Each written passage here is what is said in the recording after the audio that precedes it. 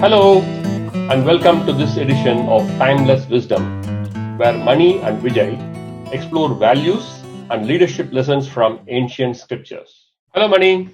Welcome again to our discussion as a part of Timeless Wisdom. So, what values are we going to discuss today? Hello, Vijay. Yes, we are going to discuss yet another value that Krishna spoke about in the 13th chapter of Bhagavad Gita called Adambithvam. Okay, let me guess. Going by what we discussed last week, A negates Dambitvam. Is that a right interpretation? Absolutely. So, Damba or Dambithvam means pretense or an attitude of pretense. So, we are talking about an individual who has fabricated accomplishments but still tries to self glorify.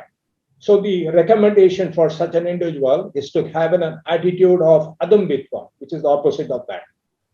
Oh, excellent. So the Dambitvam we talk about now seems to be very similar to Manitvam that we discussed in the last episode.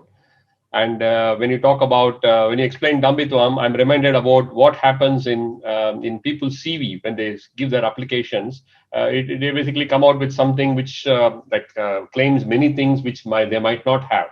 So when you have a conversation during the interview, you find that it's all bloated and there is nothing as a substance there. So does this fall under Dambitvam?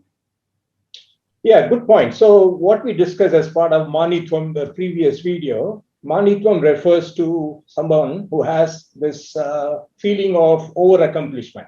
Mm-hmm. This individual actually has some accomplishment, but tries to glorify it more. But as far as Dambitvam is concerned, we are talking about an individual who is an empty vessel, but still tries to over glorify whatever they don't have it. That's the difference. Oh, excellent. That's very clear now. So these days, it's common to see people portraying a picture perfect life or a glamorous life in social media. But if you go a little deeper and then try to find out what is happening in their life, it will be a lot of depression and sort of broken and all sorts of things there. So behind this portrayal is an intent of putting up a facade to create a perception of a lifestyle and status, which one does not have.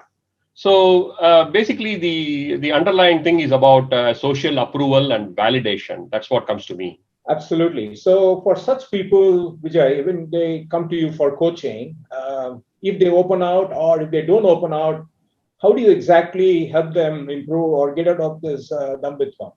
Right. So generally, I contract with my clients upfront, Mani. It's about the aspects like confidentiality, then being open and seeking permission to point out when whatever I am observing in the moment during the session. So these are the things that happens upfront. So when the client story unfolds, the aspect of Dambitvam would show up automatically. You can't conceal it, right? Then at those moments, I respectfully show them the mirror at that time and ask them saying that, what does this mean? And explore what is behind that particular behavior that they are exhibiting. So most of the time, this will lead to a need to be more significant than what they are. It's about that one, right? And then this is a powerful value for being significant, but it is executed using an inappropriate channel. So more intense conversation help us to explore alternate ways of gaining significance through achievements, attitudes, and approach to life, which is very positive. Excellent, Vijay. I always admire you and also our ancient wisdom given to us almost thousands of years back. Excellent. Thank you. It is my pleasure, Mani. Thank you for unraveling another ancient wisdom. Thank you, Vijay, and talk to you soon.